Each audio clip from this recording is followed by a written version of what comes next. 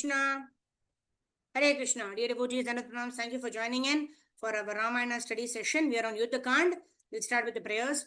Om Jnanatimidandasya Jnananjana Shalakaya Chakshurun Militam Yena Tasmai Shri Gurave Namaha Shri Chaitanya Manobishtam Sthapitam Yena Bhutale Swayam Rupa Kadamayam Dadati Swapadantikam Namo Vishnu Padaya Krishna Prestaya Bhutale Srimate Bhaktivedanta Swami Niti Namine Namaste Saraswate Deve Gauravani Pracharine Nirvisesha Shunyavadi Paschatya Deshatarine Jai Shri Krishna Chaitanya Prabhu Nityananda Shri Advaita Gadadhara Shrivasadi Gaura Bhakta Vrinda Hare Krishna Krishna Krishna Hare Hare Hare Rama Rama Rama Hare Hare Mukam Karoti Vachalam Pangum Langayate Girim Yadkripatamam Vande Shri Guru Dinatarinam Paramananda Madhavam Shri Krishna Chaitanyami Hari Om Tatsat Gurave Gaurachandraya Radhikaya Taralaye Krishnaya Krishna Bhaktaya Tadbhaktaya Namo Namaha. Hare Krishna. So dear devotees and pranams, thank you for joining in for our Ramayana study session.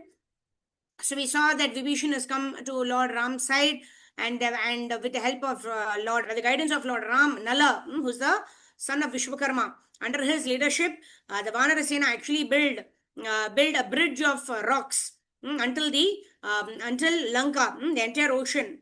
They built a bridge using rocks, right? By writing the name of Lord Ram, which is not very much described here.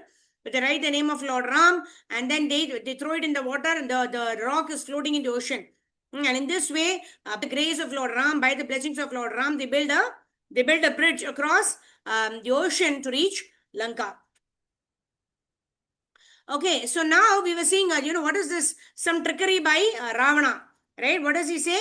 Ravana is confident that, in spite of everything, right? In spite of Vibhishana going to the other party, in spite of everything that is happening, which is not very conducive, yet we see that Ravana is very confident of winning, right? In spite of knowing that he is in the adharmic path, right? He's not doing what is dharma. He's going after another person's wife, and he's a very learned brahmana, so he knows what he's doing is wrong, right? But then because of lust, kama esha krodha esha rajoguna samudbhava, right? So because of kama, because of the lust, he's not able to take to the right direction, not able to listen to the right kind of advice. All right, so let's continue reading from where we left off yesterday. Who's read? Okay, Shobha Mataji is there. Okay, go ahead, Mataji. The spies returned hastily to Lanka.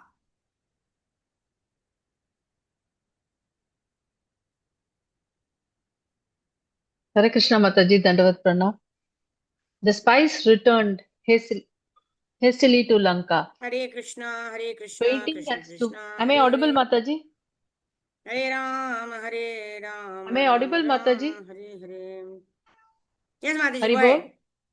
Okay, the spies returned hastily to Lanka, panting and stupefied with terror. They fell before Ravana. The demon king said to Sardula, "You appear somewhat off color, O mighty Rakshasa. I trust you did not fall into the hands of enraged enemies." Sardula replied in a faint voice, "O Lord, it is simply not possible to spy upon this army. They are guarded on all sides by monkey-like mountains and are headed by the invincible Rama. There is no possibility of even asking them a single question. I had hardly penetrated the army before I was arrested and brought before Rama. The monkeys paraded me about, having me marched back and forth in various unusual gaits. They attacked me with knees, fists, palms, and teeth, throwing me before Rama in a wretched state." Sadhula described to Ravana the enormous bridge over the sea and how it was filled with monkeys and bears still pouring into Lanka. Like the other spies, Spies. right? Before him, Spies. the Rakshasa spies. Okay, spy, yeah, spies. Before him, the Rakshasas recommended that Ravana hand back Sita, but the demon king remained resolute. He would not give up Sita even if threatened by all the worlds joined together. Ravana dismissed his spies and went into his room thinking of Sita. Perhaps there was now an opportunity to win her over. If he could somehow convince her that Rama has died, she might succumb. It was worth a try, and in any event, just perhaps, he may end up losing her to Rama. Now might he be his last chance to gain her favor. The demon decided to play a trick upon Sita. He summoned a Rakshasa named Jiva, Vidhujiva, an expert magician, and ordered him to create a head that looked exactly like Rama's head and a bow resembling Rama's own. So, saying, "So be it, Vidhujiva soon produced a head and bow and showed them to Ravana. The demon king was pleased and he handed the magician a priceless necklace of gems.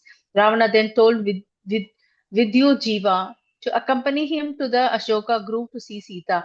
He found Sita lying beneath a tree, sighing repeatedly, still guarded by numerous Rakshasis. With Vidhujiva close behind him, Ravana went before her and began to speak.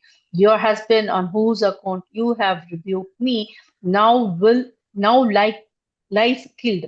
Oh, blessed lady, your roots are torn out and your vanity is crushed. Of what use to you now is your dead spouse, because mine today I shall be a better protector to you than any other. Let me tell you how Rama and his army were slain. Ravana fabricated a whole story about how the army of monkeys was annihilated by the Rakshasas. He told Sita that he had been wiped out during the night as they slept, exhausted from their journey across the sea.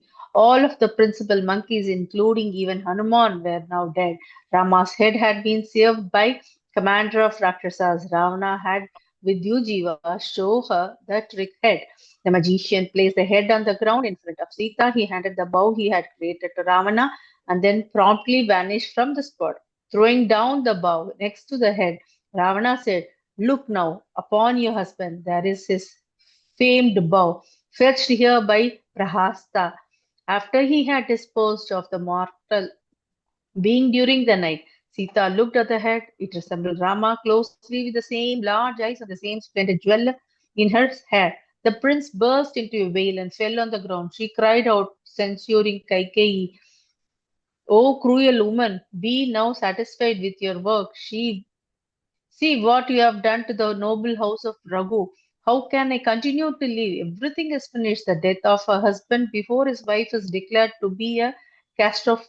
Catastrophe. Catastrophe. Casta- Catastrophe. Catastrophe. Yeah. Sita lamented at length how had this happened. The royal astrologers had predicted that Rama would live a long life and rule over the earth. The time spirit is irresistible to all beings, cried Sita. O Rama, surely you are now reunited with your father. But what of me? Do you not recall the solemn vow you made at our wedding? You declared you would always protect me and take me to the next world with you. How have you deserted me now? The princess now was torn apart. She thought of Kausalya and Sumitra. They would both die immediately upon hearing the terrible news. Considering that Sita was the cause of Rama's death, Sita condemned herself. She said to Ravana, "Kill me at once, O demon. Lay me dead body on top of Rama and unite a husband with his wife." While Sita was wailing in this way, a messenger came to Ravana. He called the demon aside and told him that he was needed urgently in the council chamber. Prahasa has arrived and was awaiting order to commence the battle. Ravana turned away from Sita. There was no time to lose. Rama's formidable forces had to be checked at once. The demon immediately left the Ashoka grove and walked swiftly towards his chamber. As soon as he left, a Rakshasi named Sarama, the wife of Vibhishana, came towards Sita. Taking her away from the other Rakshasi's goddess, she reassured the distraught princess. "I heard what Ravana said to you, but you should not believe him. He is a great trickster and a liar. O gentle princess, be fully restored to confidence. Rama is not dead. Even now, the demon king is making plans to defend the city from the monkey forces. headed by your unconquerable husband and his brother. Hare Krishna. Sarama Thank you, spoke Mataji. with Hari Bol. affection. Hari Bol, thank you, Jai Shri Ram. Thank you, Hari Hare Bol. Krishna. So here we see that Ravana is clearly scared, right? If somebody is scared, only they will not have the discipline or the strength to go for the war, right? Why would he make all these ulterior motives and plans to go and tell Sita that Rama is already dead and make a Maya, Mayavi kind of head and the bow of Lord Ram, etc. So this clearly shows that Ravana is clearly not confident, and he knows that I am in the side of Adharma, and I will soon be vanquished by Lord Ram, because Lord Ram is in the side is in the forefront of Dharma. So in this way, we see that Ravana is already feeling scared, and he's already in anxiety because of his own wrongdoings. So sometimes when we are feeling extremely anxious about something, we should see what are the kind of decisions we have made, why we are feeling so much anxiety, and then maybe we will get our answer so that we can go back to the right path. In this case, we see that Ravana is getting an inkling that what I am doing is wrong.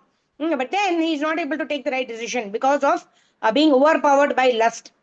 Kamesha, Krodesha, Rajoguna Samudbhava. Right? Krishna tells in Bhagavad Gita, it is lust only, Arjuna, which is the predominant cause of all of our wrongdoings.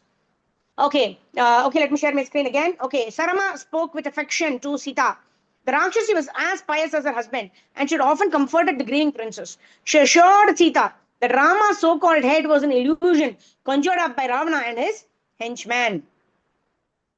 As Sarama and Sita spoke, they heard the crash of war drums, as well as the clamor of troops, and the blare of countless trumpets. It was obvious that a battle was about to commence, which means Rama is very much alive. Sharma had heard from her husband all about Ram. She said to Sita, this mighty fight will result in the complete destruction of the demons. Ravana will undoubtedly be slain by Rama. No other outcome is possible. Dear Sita, I am certain you will soon be reunited with your husband. After gladdening Sita, Sarama asked if there was any service she could do for the princess. She offered to carry a message to Ram. If you wish, I can go invisibly through the skies and reassure Rama of your safety, she suggested. But Sita instead asked to be informed of Ravana's plans. She wanted to know if Ravana had any intention of releasing her, even killing her, before Rama came. If so, then perhaps a message should be taken to Ram. Sarama went unobserved in Ravana's chambers and listened to the discussions. After some hours, she returned again to Sita and informed her what was happening. Ravana had been exhorted by his own dear mother to return you to Rama, Sharma said. Along with one of his elderly and affectionate counselors, she tried at length to make him see sense. Otherwise, ministers have also put forward a case for your return. They warned Ravana that battle with Rama and the monkeys will have a disastrous result for the Rakshasas. But Ravana will no more let you go than a miser would leave his hold on treasure. He is not prepared to release you until he has laid down his life in combat, O godly one. Sita thanked Sarama for her kindness and friendship. Feeling reassured that her husband would soon arrive to rescue her, she sat beneath the Simshapa tree, absorbing herself in thoughts of Lord Ram. So in this way, a devotee always waits for the mercy of the Lord. A devotee is always surrendering to the Supreme Personality of Godhead, always praying to the Lord. Like Nitai Sevgi Mataji told in one lecture, PUSH. Pray until something happens, right? We need to continuously pray and surrender to the Lord and wait for the Lord's mercy, like that. Okay, Karpagoli Mataji, go ahead. In his council chamber. Hare Krishna, am I audible, Mataji? Thank Yes, you, Mataji. Mataji, go ahead. In his council.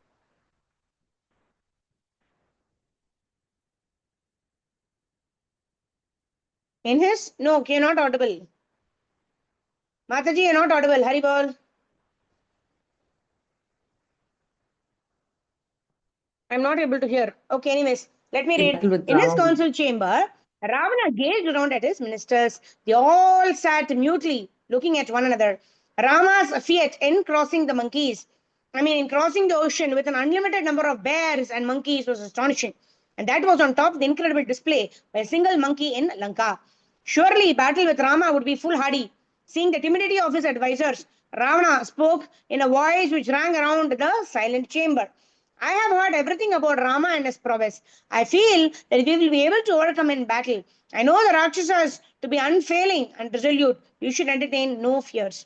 An elderly counselor named Malayavan, Ravana's maternal grandfather, replied, O king, there are different ways to deal with a hostile enemy. Battle is only one, and it is only recommended in situations where the enemy is clearly weaker or where every other means of diplomacy had failed.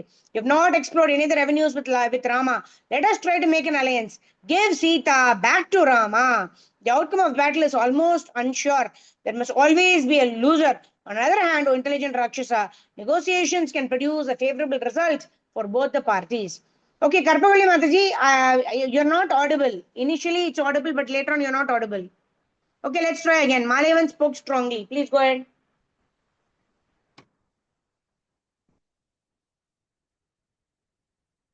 Please unmute Mataji. Yes, Mother. Yes, Mataji. Malayavan Malayavan spoke strongly. strongly. Malayavan spoke strongly. Ravana Hmm. had abundant virtue. He would now be swallowed up by evil. Rama, however, was devoted to virtue and his cause was just. The gods and rishis whom Ravana had assaulted were all supporting Rama. Furthermore, Ravana had no immunity from humans and animals, nor was Rama an ordinary human. He was surely Vishnu himself. Therefore, peace should be secured by any means. Having delivered his sagacious advice, Malayavan fell silent, eyeing the ruler of Lanka and awaiting his response. Ravana knitted his brows. He breathed heavily in anger. Clenching his fist, he replied furiously, "How have you uttered such harsh and ill considered words? Surely you have come under the sway of the enemy. On what basis do you hold as powerful as the wretched Rama, a mere human who has been abandoned by his father and has as his only support a band of monkeys? See him struck down by me in a short while. Having somehow crossed the sea and reached Lanka, he will nevertheless not return with his life. There is no doubt whatsoever. Malavan made no reply. It seemed that Ramna was bent on his own ruin. After uttering benedictions wishing him victory, the old minister left for his own residence. Ravana set about making all arrangements for Lanka's defense. He posted powerful generals at each of his city's four gates, all of them equipped with the force of hundreds of thousands of fierce Rakshasas. Ravana himself would visit each gate in turn. Satisfied that everything was secure, the demon then retired to his own chambers. The war begins. Chapter 5. Outside Lanka, Ramana held council with his chiefs. They discussed how to assail the city. Vibhishana reported that his four ministers had entered the city in form of birds. They had carefully surveyed everything. Vibhishana described the defense of arrangement.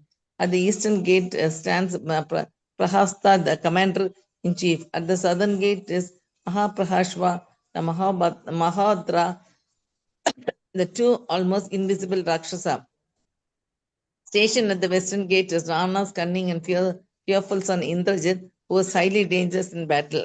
At the northern gate is Ravana himself. Vibhishana told Rama how many Rakshasas have faced with Rakshasas they faced. They remember tens of millions, all of them equipped with fierce weapons of every description. It was not going to be an easy fight. Rama smiled. He issued orders detailing different monkeys to attack each gate. Sugriva, Jambava, and Vibhishna would remain at the center of the army. Nila would assault the eastern side, Angada the south, Hanuman the west, and Ramana himself would attack the northern gate. He wanted to waste no time in confronting Ramana directly. Rama ordered that the monkeys should fight in their natural forms only. This would be their distinguishing mark. Ramana expected that the demons would try trickery and assume different forms. The monkeys would have the best chance of recognizing each other, and if they remained in their own forms. Evening was approaching, and the battle would commence the next day. Rama decided to ascend the Suvila mountain and spend the night there. As he climbed the mountain, he spoke with Lakshman. We shall be able to survey Lanka from this vantage point. I long now for the battle to begin. My anger toward Ravana is growing at every moment. The whole Rakshasa race will perish on account of their mean-minded and stubborn king. The Rama reached the top of Mount Suvela along with hundreds of the foremost monkey warriors. They gazed at Lanka, which glowed red in the light of setting sun. Along its defense wall, which appeared like a sheer cliff face, There seemed to be another dark wall in the shape of a compact row of Rakshasa. No gap could be seen anywhere in the lines of heavily armed elements. Monkeys rode in anticipation as they stared at their enemy. The sun set and a full moon rose. Rama and monkeys alertly watched for any signs of a treacherous night assault by the Rakshasas. After sunrise the following day, the monkeys closely surveyed Lanka again. Atop the Trikuta mountain, the city appeared charming with its towering white gates and golden and silver fortifications. Mansions and palaces, tall and golden domed temples crowded the city. The monkeys saw various devices lined up along the outer wall ready for the battle. As the Rakshasa readied themselves for battle, the thunder of drums and blowing of conches and trumpets were tumultuous. As Rama and the monkeys looked across at Lanka, they saw in the distance Ravana himself. The demon appeared at the top of the city gate, clad in red robes and adorned with shining scarlet gems. He was being fanned on all sides, and a large white parasol was held over his head. Seeing him, the Sugriva became impetuous. He immediately sprang from the mountain top and with one mighty bound landed near the demon king. He rushed up to him and said, I am a friend and servant of Rama, ruler of the world. Display your power, O Rakshasa, for I shall not spare you today. With that, Sugriva leapt upon Ravana and dashed his shining diadem to the ground. The Rakshasa took him off and stood for the fight. He spoke harshly, Today I will break your beautiful neck, O monkey. Ravana grasped they fumbled, kneed, and scratched one another. They appeared like two tall trees entwined together and shaken by a gale. Their limbs were bathed in blood and perspiration as they locked together. Grunting furiously, both were endowed with extraordinary might and they fought with tremendous power. They fell to the ground and rolled over, dropping apart dropping from the flat roof of the gate to the ground below, still violently belaboring each other. As both were experts in wrestling, they employed various maneuvers with great skill. They appeared like a lion and a tiger engaged in a furious fight to the death. Taking apart, they moved around in a circle, each rebuking the other with harsh words. They stood in diverse postures and moved about in many ways, now rushing, now wheeling, now leaping high and now crouching. As they struck and dodged one another with binding speed, they appeared graceful, but neither would overpower the other. Becoming tired of the bout, Ravana decided to exhibit his supernatural power. Sugriva realized this and immediately sprang high, landing again on the roof of the gate, taking another great bound to soared across the Suvila mountain. Ravana was left landing angrily on the ground. Seeing that he had returned to the side of Rama and Lakshman, the demon decided not to pursue the monkey.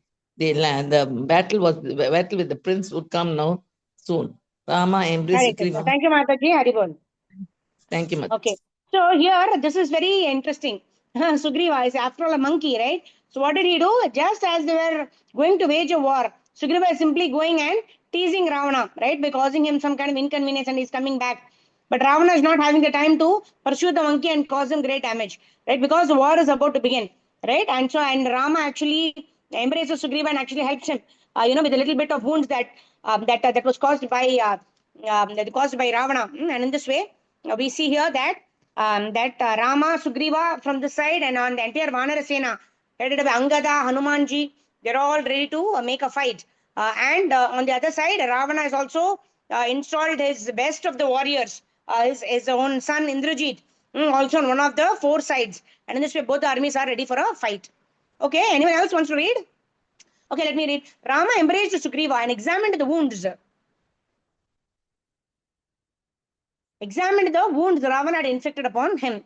Feeling a little annoyed with the monkey, Rama admonished him out of love. So Lord Rama is asking, why did you have to go there? You're anyway doing a fight, right? Why did you have to go before there before the fight, right? You've got so much of wounds on your body inflicted by Ravana like that.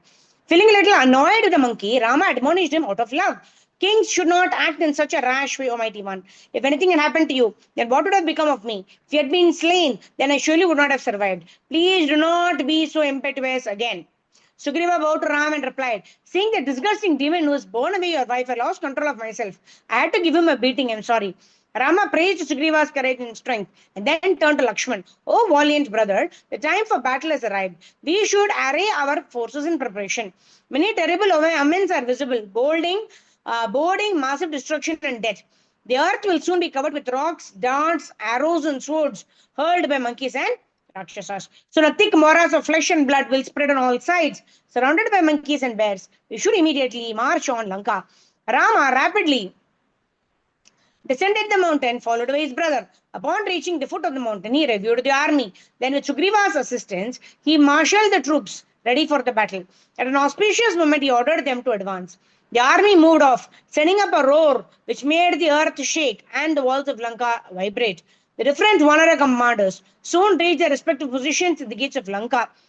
Rama himself stood at the northern gate. Sugriva remained at a distance from the city. Along with Lakshmana and Vibhishana, he detailed the divisions of troops to support each of the commanders. Seizing hold of fully grown trees and massive boulders, the monkeys rushed forward, their long tails raised in anger and their terrible teeth bared. Their eyes were bloodshot and their faces contorted with fury. As he bounded high in the air, they seemed like a swarm of locusts. The growls and the roars of the fierce bears, led by Jambavan, sounded like the rush of a mighty ocean. The army quickly surrounded the city of Lanka, making it difficult even for the wind to approach. Looking out from the walls, the Rakshasas were filled with wonder upon seeing the flood of monkeys and bears. They ran about in all directions, making ready to defend their city. Rama summoned Angada and asked him to carry a message to Ravana. This was the demon's last chance. If he returned Sita now, then a battle could be averted. Rama said to Angada, you should approach the 10-headed monster on my behalf. Tell him that his cup of sins has now overflowed.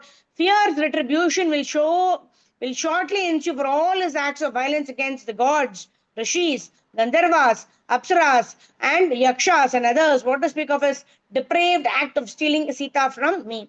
His arrogance upon a Brahma's boon will shortly be smashed by me. Soon he will see his city rent asunder, and the Rakshasas lying lifeless upon the ground, standing firm in battle.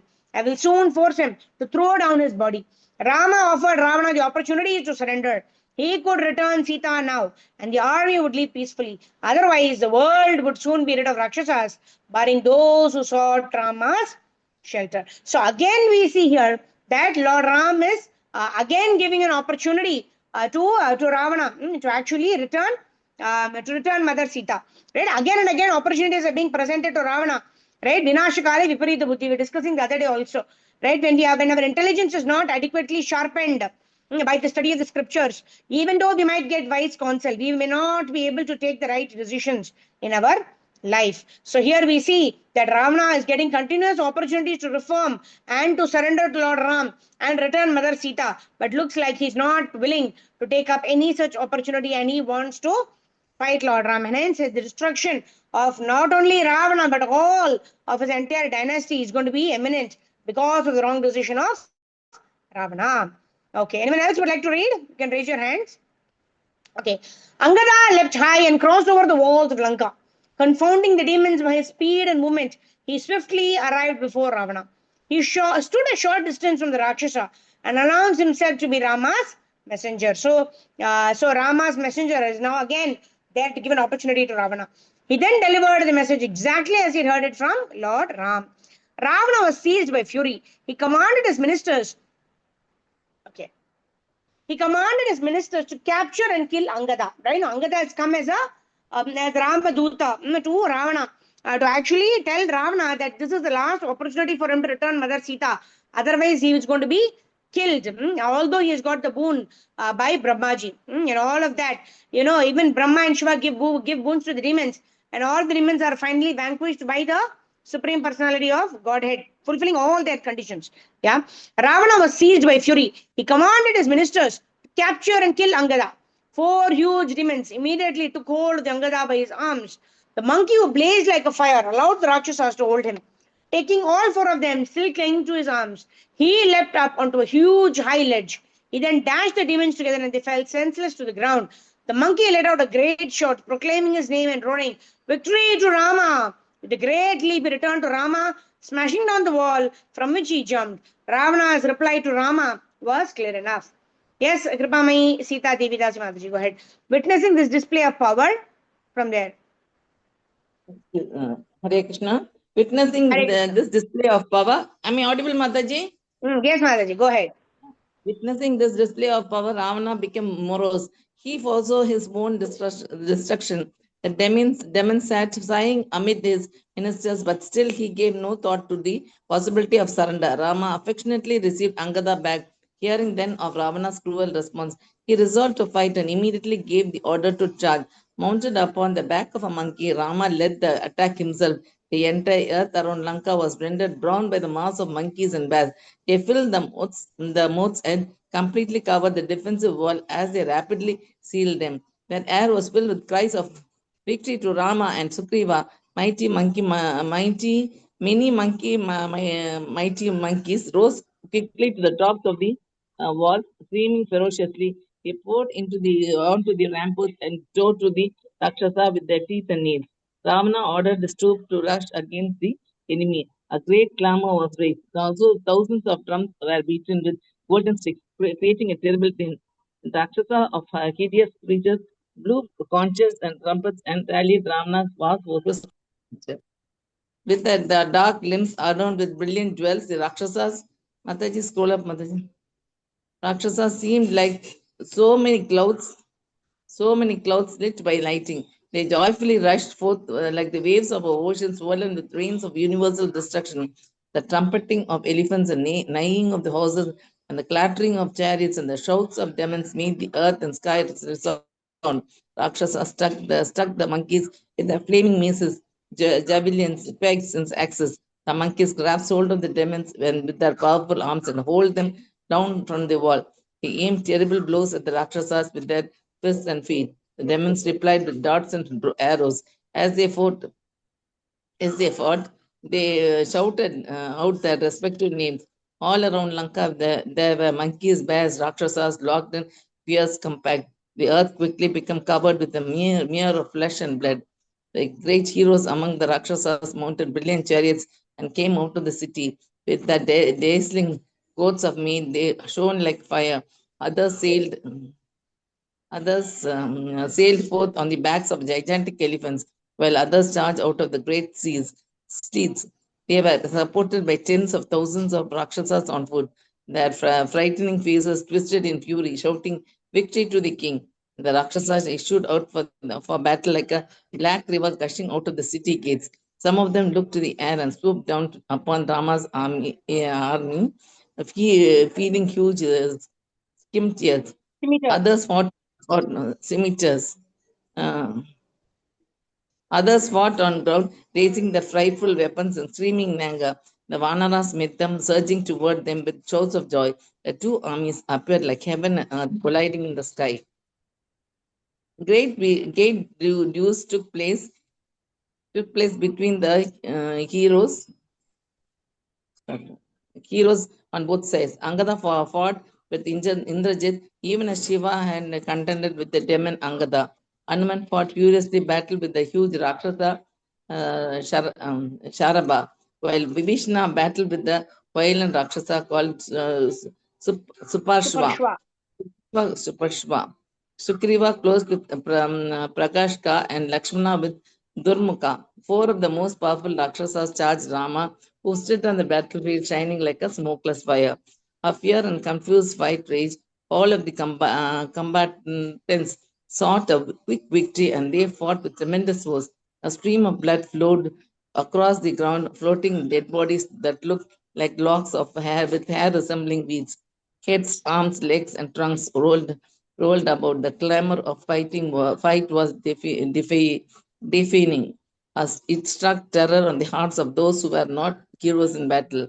Sharabar hurled at Rama a blazing lance that pierced the monkey in the breast. Not tolerating the attack, Hanuman sprang onto Hanuman's chariot and with his bare hands smashed it along with the Rakshasa himself. Sugriva took up a massive sal tree and brought it down upon Prakasha's chariot, killing the Rakshasa outright. A fierce and notorious demon named Pratapana rushed yelling towards Nala and lacerated him with hundreds of sharp arrows. With one of those arrows, Nala bounded to Demon's chariot and gouted out his ears. With a hail of arrows, Lakshman overwhelmed Durmukha, and with one swift shaft, he pierced the demon in the heart. Rama quickly lopped off the heads of the four Rakshasa who surrounded him. Hare Krishna. The powerful Maidana, a commander among the monkeys, leapt onto the sky and fought the Rakshasas who flew overhead. Catching hold of the powerful demon named Vajramusti, he smashed him to the ground along with the chariot and four great steeds. Nikumba, the son of Kumbhakarna, shot a hundred swift arrows at Nila. Kumbhakarna shot 100 swift arrows at Nila. The monkey took up a chariot wheel and rushed toward the Rakshasa who stood laughing in his chariot. Nikumba loosed another 100 pierced jabs at the advancing Nila. Not minding the arrows, Nila whirled the iron wheel and jumped onto the Rakshsa's chariot. Even as Vishnu severs the heads of demons with his chakra, Nila cut off the head of Nikumba as well as that of his charioteer. Hare Krishna. Thank you, Mataji. Thank you, Mataji. Hare Thank you. Hare Krishna. So we see here that everyone is trying their best, right? In terms that even Kumbhakarna, for that reason, Kumbhakarna also advised Ravana, you please return Mother Sita to Lord Ram, right? But Ravana is not did not pay heed to any of the proper advice that was received, and because of that, a war became imminent. And we see here that just like Vishnu severs the head of the demons with his chakra, who is cutting off? Nila cut off the head of Nikumba, right? Nikumba as well as that of the charioteer. Nikumba is the son of Kumbhakarna.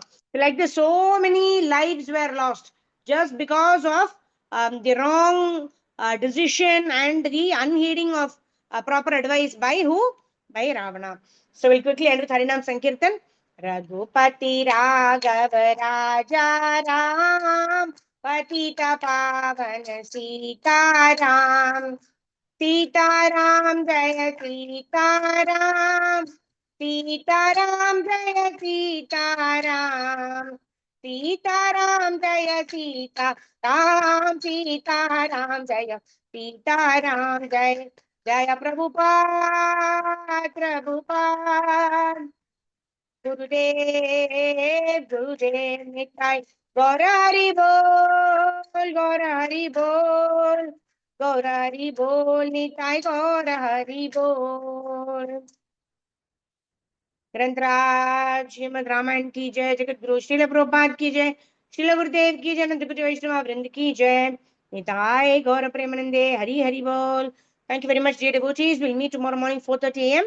for Shikshashtakam prayers, and tomorrow is Friday, so we'll have an extended study of this Yuddha Kand, how the war goes, who's fighting with whom, and finally Ravana will meet with Ravana, Lord Ram will meet with Ravana, and then Ravana will meet his end. Grantaraj Srimad Ramayana ki jai, Nitai Gaura Premanande, Hari Hari Bol. Thank you, devotees. We'll meet tomorrow morning at 4:30 a.m. Indian Standard Time. Hare Krishna. Dhanat pranams to all of you.